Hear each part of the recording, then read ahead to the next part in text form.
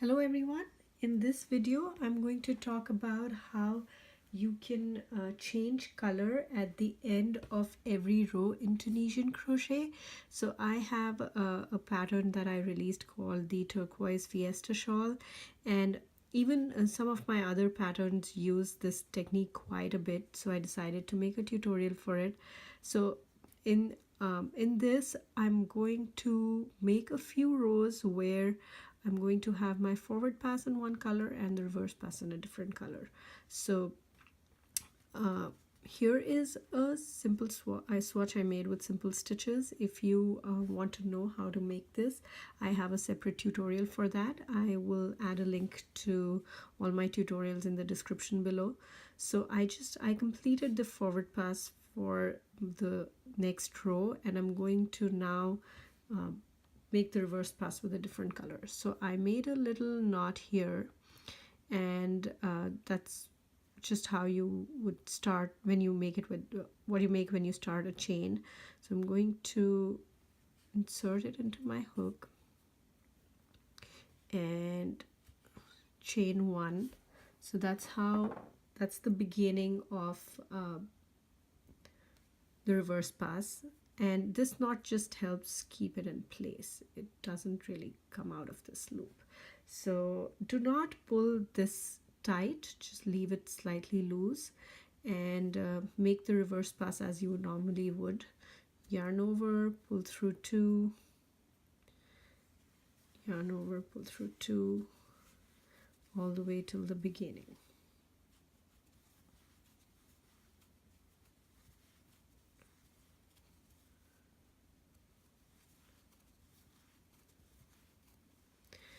Now I'm going to make my reverse pass with the forward pass with the same yarn that I made the previous reverse pass. So I'm going to do this with simple stitches. So just let the first stitch be and make simple stitches all the way till the end.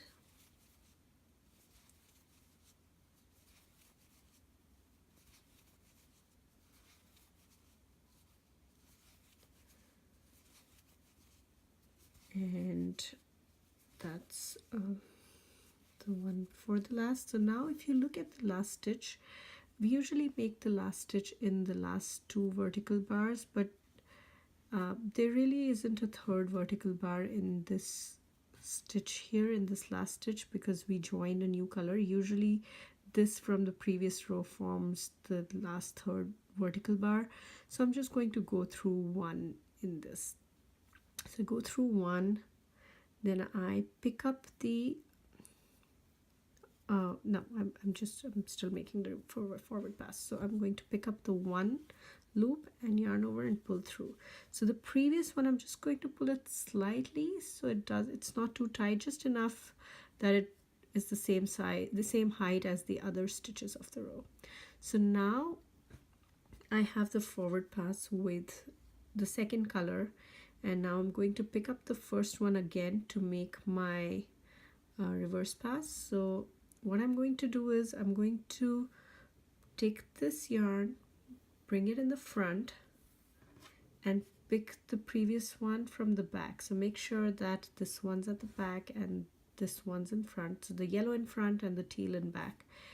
And do not pull this too tight. Do not pull this one too tight. Just enough that it's the stitch is the same size as the previous one, and then yarn over, chain one. Again, do not pull the yellow too tight as well, because we will use it in the next row. So chain one, yarn over, pull through two, and make your reverse pass.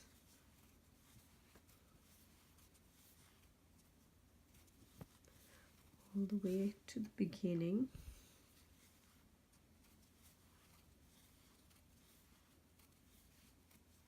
And there, so you can see, oops, I split my yarn here, but you can see that we have two rows where the forward and reverse pass are in different colors. I'm going to make another one with the forward pass in this color, and just going to make simple stitches all the way till the end. I'll try to not split the yarn this time.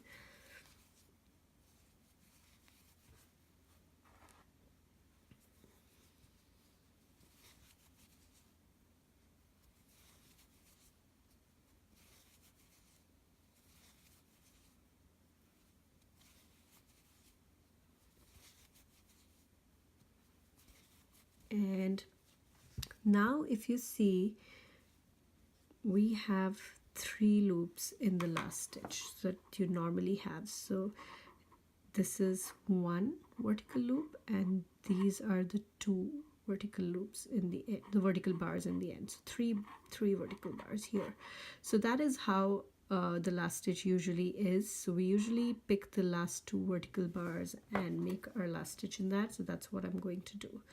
I'm going to pick the last 2, yarn over, pull through, and now I'm going to make the reverse pass in yellow. So I'm going to take this color, take this yarn, bring it in front, pick up the yellow at the back, and then yarn over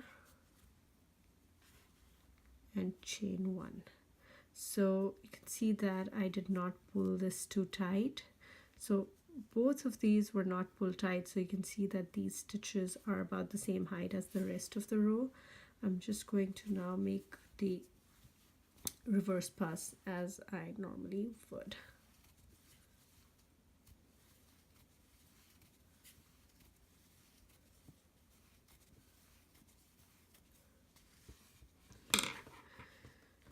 So you can see that the last stitch is sort of aligned with the rest of the row. I'm going to make a few more rows and show you how it looks. Here is my swatch, and I made a few more rows of simple stitches with the reverse and forward pass being in different colors, changing on every row.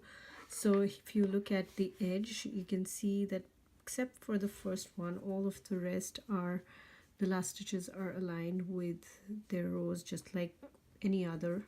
So forms good continuity here. And if you look at the reverse side, it's, the edge is fairly neat. It's just like the other stitches.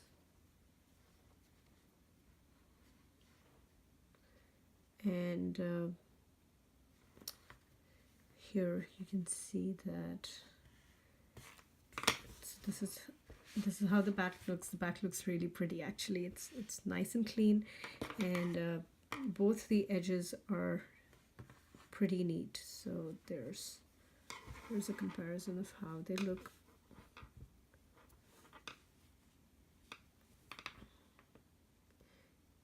And it is better visible when you have larger number of rows like this, but you can see the sort of the chain like structure here. So I really like this method. I think I have used it in quite a few patterns now. A lot of them have not been released yet, but I have been using this technique quite a bit. So I hope you find this useful. Please leave me a message if you do, and also if you have any questions. You can find my other tutorials, a link to my other tutorials in the description below.